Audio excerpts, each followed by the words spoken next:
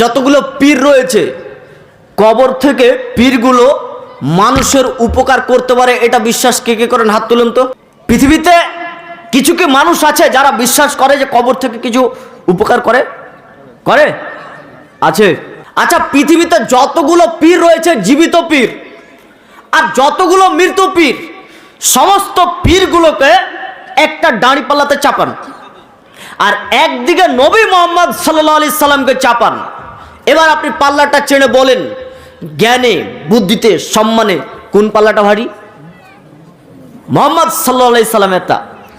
তাহলে এতগুলো পীর, জীবিত মৃত পীর হয়েও এই পাল্লাটা ভারী হলো না।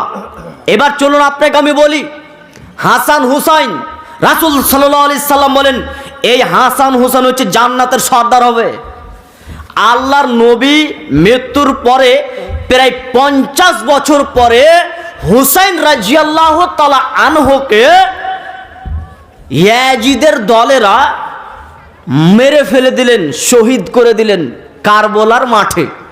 তা আল্লাহর নবী একবারও আমির মাবিয়ার ছেলে হচ্ছেন ইয়াজিদ, একজন সাহাবীর ছেলে হচ্ছেন ইয়াজিদ, একবারও স্বপ্নে এটা দেখাতে পারলেন না যে তুমি তোমার দলবলকে বলে দাও যেন হুসাইনকে যেন সবাই রক্ষা করে? একবারও দেখালেন না, বললেন না? না। তাহলে কি করে আমরা এই মিথ্যা কথাগুলো বলছি যে পীর আমাদের কবর থেকে উপকার করতে পারে? আব্দুল কাদের জিলানী রহমতুল্লাহ আলাইহি, তিনার কবর কোথায় রয়েছে জানেন? ইরাকের বাগদাদে। ইরাকটাকে ধ্বংস করার জন্যে আমেরিকা, ইংল্যান্ড, ফ্রান্স এরা সবাই যুক্তি হয়ে বলল যে আমরা এই ইরাককে ধ্বংস করে দেবো, বোমা ফেলে এদেরকে উড়িয়ে শেষ করে দেবো। এরা হচ্ছে সব মুসলিম, এদেরকে আমরা মেরে ধূলিসাৎ করে দেবো। এই জন্যে তলে তলে সমস্ত দেশগুলো, খ্রিস্টান ইয়াহুদিদের দেশগুলো তারা একত্রিত হয়েছেন। একদিকে হয়েছেন আমেরিকা, একদিকে হয়েছেন ইংল্যান্ড, ফ্রান্স, এরা সবাই যুক্তি করে বলছেন আমরা ধাড়াধাড় ওখানে বম ফেলে দেবো, ইরাকের উপরে যতগুলো কবর রয়েছে, যতগুলো মসজিদ রয়েছে সব ভেঙে ভাঙচুর হয়েছে হয়ে যাক, এটা আমরা চাই। ইরাকের বাগদাদে রয়েছেন আব্দুল কাদের জিলানী রহমতুল্লাহ আলাইহি কবর। তিনি কবর থেকে একবারও একটা বমকে তিনি থামাতে পারলেন না। তিনার কবর ভেঙে কোথায় চলে গেল? আবার কবর মাজার তৈরি করা হচ্ছে। আর একটা কথা আপনারা উত্তর দিবেন।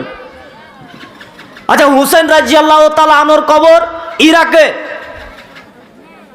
আমাদের ভারতবর্ষে প্রায় 1.5 লক্ষ হুসাইন রাদিয়াল্লাহু তাআলা আনহুর কবর করা হয়েছে। আপনারা একবার বলুন তো এটা অরিজিনাল না ডুপ্লিকেট?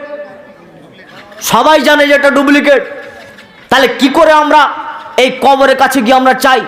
নবী মুহাম্মদ সাল্লাল্লাহু আলাইহি সাল্লাম দুরূদ শিক্ষা দিচ্ছেন, আমাদেরকে বলছেন তোমরা বলো আমার জন্য দোয়া করো, আল্লাহ নবী মুহাম্মদ সাল্লাল্লাহু আলাইহি সাল্লাম এবং তার পরিবারের উপরে বরকত অবতীর্ণ করুন, যেমন করে আপনি বরকত অবতীর্ণ করেছিলেন ইব্রাহিম আলাইহিস সালাম এবং তার পরিবারের উপরে। নবী আমাদের কাছে দোয়া চাচ্ছেন,